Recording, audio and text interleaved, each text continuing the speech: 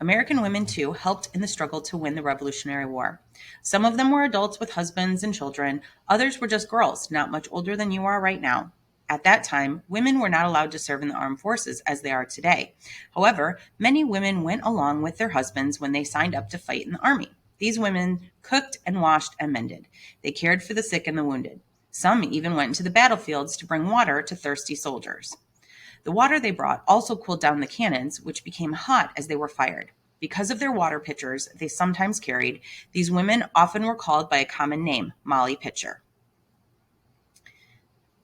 The everyday heroines. Many nameless women helped in the Revolutionary War. They took over the farms and stores when their husbands and fathers and brothers went off to fight. In New England, one observer described the support of the women in this way.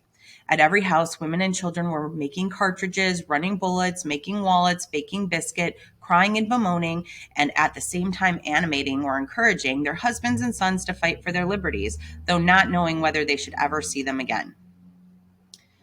Margaret Corbin, fighter for freedom. One of the women who followed her husband into battle was Margaret Corbin. Margaret was born in 1751 in the frontier land of western Pennsylvania. Her parents were killed by Indians, and Margaret was raised by relatives. In 1772, Margaret married John Corbin. When John went east to fight in the Revolution, Margaret went too. On November 16, 1776, John and Margaret Corbin were at a battle site near Fort Washington, New York. John was manning a gun, firing at the approaching enemy. As Margaret watched in horror, John was killed. Margaret did not stop to mourn. Instead, she took her dead husband's place. She ran to the gun and she began to fire. She stayed there until she herself was too wounded to continue. Margaret lived, but she never recovered from her wounds. To honor Margaret's heroic deeds, Congress gave her a soldier's pension in 1783. Congress officially discharged her from the army she had never officially joined. A side note on this image over here is Margaret Corbin. This is her husband lying dead there. The article talks about manning a gun. It was a cannon that they also just referred to as guns. So just wanted to clarify that for you. Sybil Ludington's call to arms. Sybil Ludington lived with her family in Paterson, New York. Paterson was a small town near the New York-Connecticut border.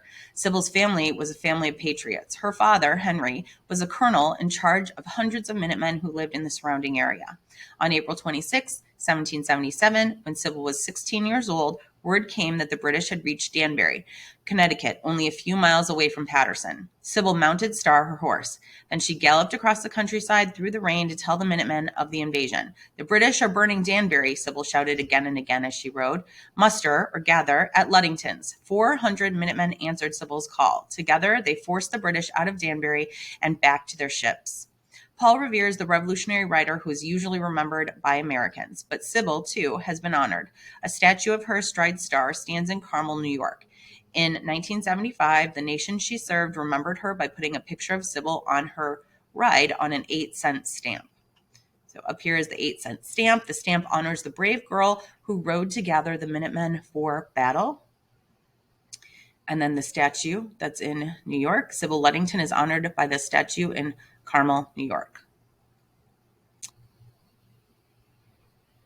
Women spy on British troops. Several women became successful spies during the Revolutionary War. One was Dicey Langston. Dicey lived in South Carolina. She was 15 years old when British troops set up camp next to her father's farm. As Dicey went about her farm chores, she carefully counted the number of soldiers. She also took note of the supplies they had. Then she passed what she had learned about the enemy on to American soldiers. Lydia Darrow was also a patriot. She had to serve dinner to British officers stationed in Philadelphia. The officers paid no attention to her as they planned their next military moves over their meals, but Lydia paid attention to them. She wrote down what they said, then she sewed the notes into the lining of her clothes and smuggled the papers to General George Washington.